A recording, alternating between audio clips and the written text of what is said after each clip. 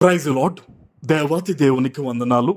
ప్రభు నామమున మీ అందరికీ నా ప్రత్యేకమైన వందనాలు, శుభాలు తెలియజేస్తున్నాను. మీరు ప్రార్థించిన తర్వాత మీ ప్రార్థన అవసరతలు నాకు తెలియచేయండి. నేను మీకోసం ప్రార్థిస్తాను. ఈ దినము కొరకు ఏర్పాటు చేయబడిన దేవుని వాగ్దానము యెషయా గ్రంథము 3వ అధ్యాయము 10వ వచనము.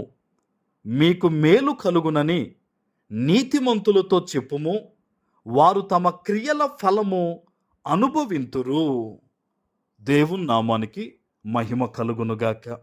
ఈ ఉదయకాల సమయంలో సర్వ సృష్టికర్త అయిన నీ తండ్రి నిన్ను ఆశీర్వదించి గొప్ప వాగ్దానాన్ని నీకు అందిస్తూ ఉన్నారు.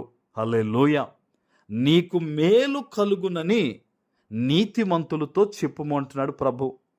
దేవుని సేవకునైన నా ద్వారా ఈరోజు యథార్థంగా నీతిగా బ్రతుకుతున్న మీతో ఎవరైతే ఈ వాగ్దానం వినేవారిలో దేవుని యందు భయభక్తులు కలిగి బ్రతుకుతున్నారో మీతో ప్రభు చెప్పమంటున్న మాట, మీకు మేలు కలుగుతుంది. ఆమేన్. ఏ విషయములో ఈరోజు నువ్వు ఇబ్బంది పడుతున్నావో, ఏ విషయములో నీవు శ్రమను అనుభవిస్తున్నావో, ఏ విషయము నేను ఇంకనూ దుఃఖిస్తూ ఉన్నావో, అన్ని విషయాల్లో కూడా ఆ కీడు తొలగించి దేవుడు నీకు మేలు కలగజేయబోతూ ఉన్నాడు. ఆమేన్. చాలామంది అనుకుంటారు, నేను దేవుని సన్నిధిలో యథార్థంగా జీవిస్తున్నాను కదా, నాకే ఎందుకే కష్టాలు, నేను దేవుని దగ్గర నమ్మకంగా బ్రతుకుతున్నాను కదా, నాకు ఎప్పుడు వస్తుంది దేవుని సహాయం అని. ఇదిగో దేవుడు ఈ వాక్యము ద్వారా నీతో మాట్లాడుతున్నాడు. నువ్వు నీతిగా బ్రతుకుతున్న వ్యక్తివైతే ఈరోజు ప్రభు నీతో చెప్తున్నాడు, నాతో చెప్పమని చెప్తున్న మాట, నీతిమంతులకు మేలు ఆయన కలగజేయబోతున్నాడు. ఆమేన్. దుఃఖపడొద్దు. ఈ దుఃఖం ఎన్నాళ్ళు నా జీవితంలో ఉంటుందని నువ్వు వేదన చెందొద్దు, కలవరపడొద్దు. ఇదిగో నీకు మంచి దినాలు వచ్చాయి. ప్రభు నిన్ను ఆశీర్వదించి ఆయన కృపను నీ మీద కుమ్మరించబోతున్నాడు. ఆయన అంటున్నాడు చూడండి గొప్ప మాట, వారు తమ క్రియల ఫలము.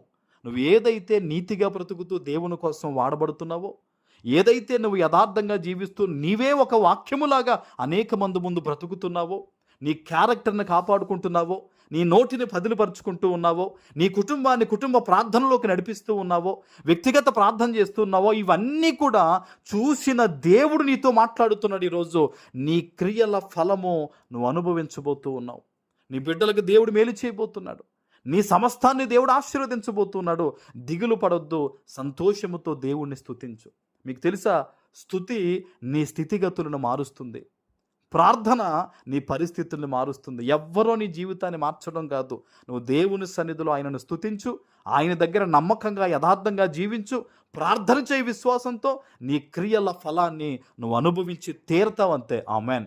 ఈరోజు ఎక్కడి నుంచి ఎలాంటి పరిస్థితుల మధ్య ఈ వాగ్దానం వింటున్నా సరే, ప్రభు నీతో మాట్లాడుతున్నాడని నీ హృదయానికి అనిపిస్తే గనక 1000 మోకాళ్ళే ఈరోజు, అయ్యా నాతో మాట్లాడావు ప్రభువా, నీకు వందనాలు తండ్రి, నన్ను దీవించయ్యా, నాకు మేలు కలగచేయ్యా అని చెప్పి దేవుని సన్నిధిలో ప్రార్థించండి. ఎవరైనా పొరపాటు చేసిన వారు ఉంటే పశ్చాత్తాపంతో మీరు క్షమించమని అడిగి ఈ వాగ్దానం ఎత్తిపెట్టి మీరు ప్రార్థన చేస్తే గనక మన ప్రభు కనికరించేవాడు గనక ఆయన మహాకనికరమును మీ మీద కుమ్మరించి మీ అందరికీ మనందరికీ ఆయన మేలు కలగజేయబోతూ ఉన్నాడు.